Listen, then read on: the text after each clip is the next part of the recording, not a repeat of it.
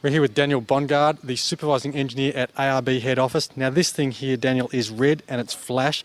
It is a diff cover. Why would people want a diff cover? Well, obviously the biggest reason you're going to want an aftermarket diff cover is to prevent the sort of damage you can get on the trail. That's obviously going to cost you your day out on the road and make for a bad weekend.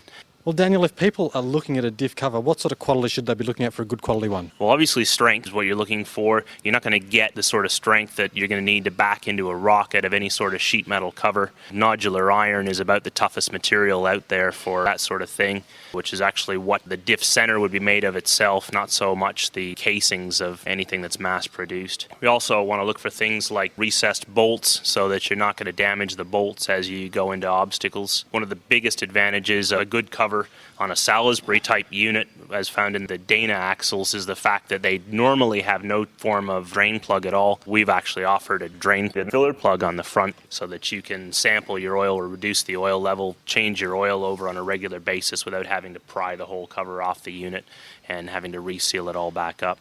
You spoke about strength. Why is strength so important to holding a diff together? Well, there's a lot of torque going across your axle set. People are quite often putting axles into rock crawling vehicles that will have braking strains in excess of 14,000 foot-pounds. That's a lot of twist going across the open cavity of the Salisbury axle. A sheet metal cover is actually just going to allow it to flex easily under that sort of twist, and that changes the way the bearing cone and cup is going to mate with each other. You're going to get point contact in your bearings, which will destroy the bearings very prematurely. You change the way the pinion gear actually mates with the ring gear in the vehicle so that you get the corner of the tooth contacting the flat, which is what damages the ring gear and will ultimately result in a tooth breaking off at a very low torque. So much like the difference of just a box with a lid on and off? Correct.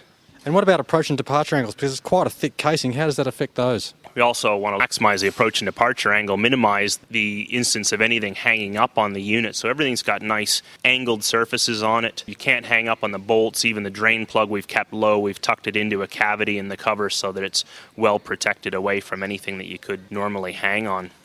Now, Daniel, R&D is the cornerstone of all ARB products, but I believe you had a novel way of testing out these cases. Apart from finite element analysis, field testing, some lab testing involving sledgehammers.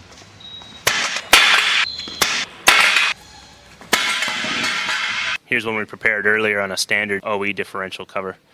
Absolutely a simple design, something that would be very effective to protecting the front diffs and strengthening up the front axles. But realistically, how long will something like this take to install? The install time, it's a straight changeover. Standard tools at home take about half an hour at home for the average handyman.